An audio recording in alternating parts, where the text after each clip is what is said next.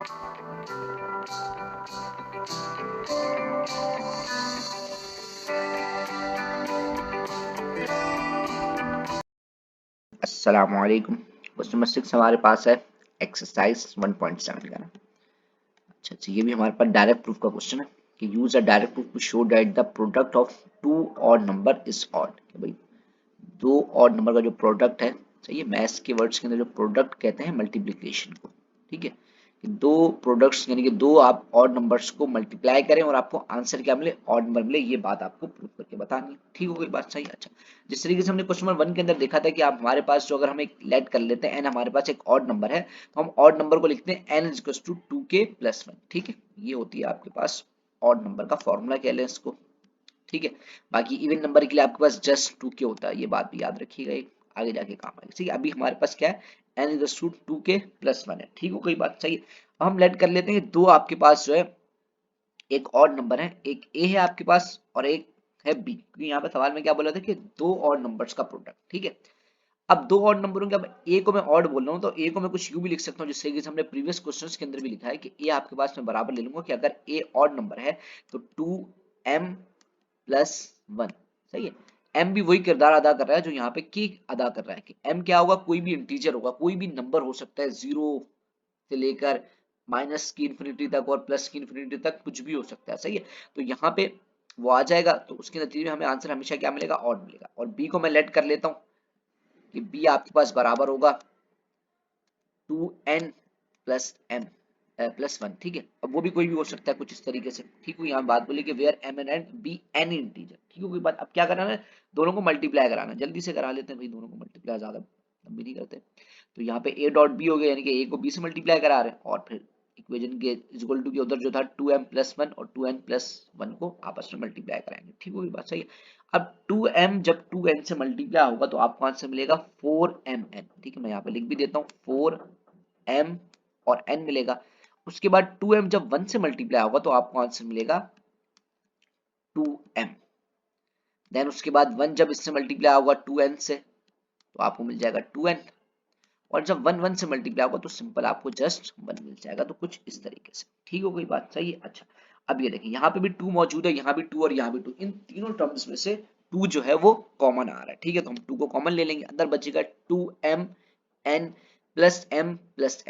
ठीक हो गई। अब ये देखें, ये पूरी की पूरी अगर हम इस टर्म को जरा थोड़ा मद्देनजर रखें तो यहाँ पे m और n ये दोनों इंटीजर्स हैं, ये भी इंटीजर है, ये भी इंटीजर है। जब इनको हम ऐड करवाएंगे तो भी जो हमें आंसर मिलेगा तो वो भी कोई भी नंबर मिलेगा ना, कोई भी इंटीजर नंबर मिलेगा, ठीक हो कोई बात, सही। तो मैं यहाँ पे क्या कर लेता हूँ कि m और n को लेट कर लेता हूँ कि भाई वो बराबर है k के, क्योंकि k कोई भी इंटीजर हो सकता है, ठीक है।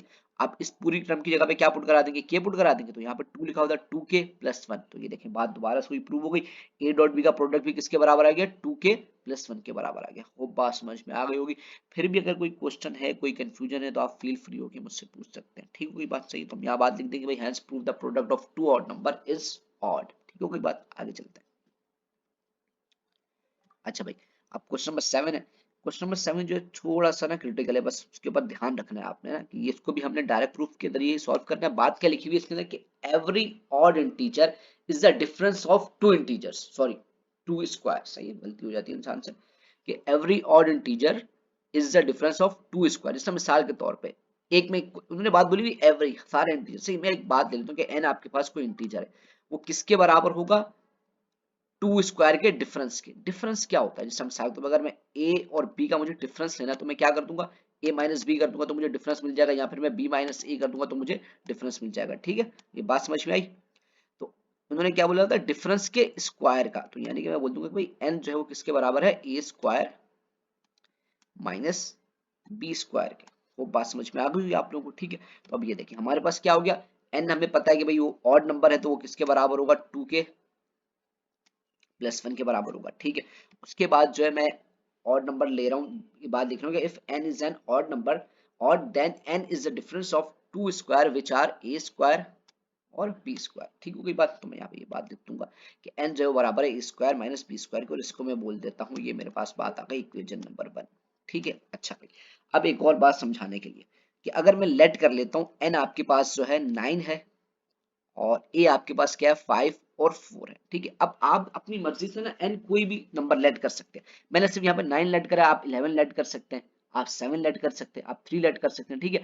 और फिर मैंने a को 5 और 4 बोल दिया। 5 और 4 क्यों बोलिए, क्योंकि आपके पास a प्लस b जो है ना वो फिर 9 के बराबर आना चाहिए, सही। तो आपकी मर्जी है, आप किसी को भी ब्रेक कर लें, सही।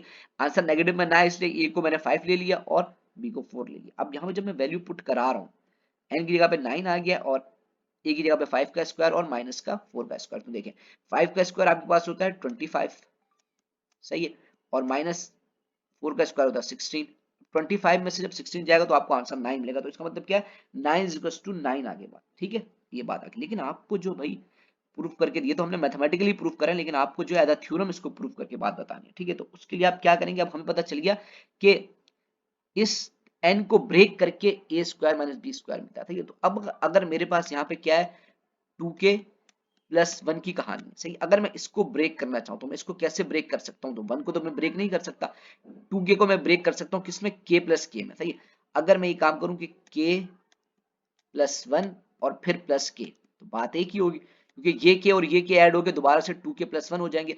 इस पूरी की पूरी टर्म को मैं a लेट कर लूँ और इस पूरी की पूरी यानी कि सिर्फ k को मैं b लेट कर लूँ, तो यही काम करेंगे हम यहाँ पे। हम बोल देंगे भाई so break 2k plus 1 we get a equals to k1 and b equals to k। वही बात मैंने यहाँ पे लिख के भी बता दिया, ठीक है।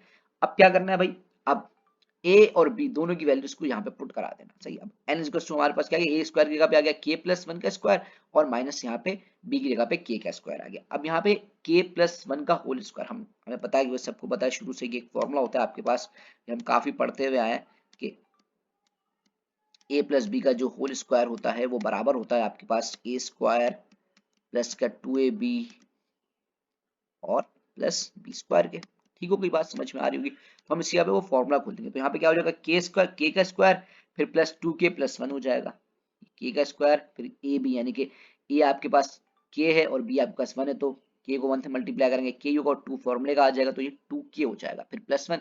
अब ये देखें यहाँ पे के स्क्वायर माइनस का था, ये माइनस का ये प्लस का, दोनों कैंसिल हो जाएंगे, तो आपके पास एन क्या आएगा, 2k प्लस 1 आएगा। तो देखें भाई दोनों का स्क्वायर भी दोबारा से ऑड नंबर के बराबर आ गया।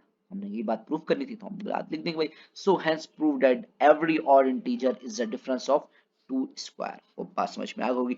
फिर भी कोई क्वेश्चन है, कुछ पूछना है आपने तो कमेंट सेक्शन में पूछ सकते हैं, अदरवाइज जो मैंने व्हाट्सएप ग्रुप का भी लिंक डिस्क्रिप्शन में डाला हुआ है, वहां से भी आप पूछ सकते हैं, ठीक है। बात मिलते हैं नेक्स्ट वीडियो के अंदर, जब तक के लिए अल्लाह हाफिज।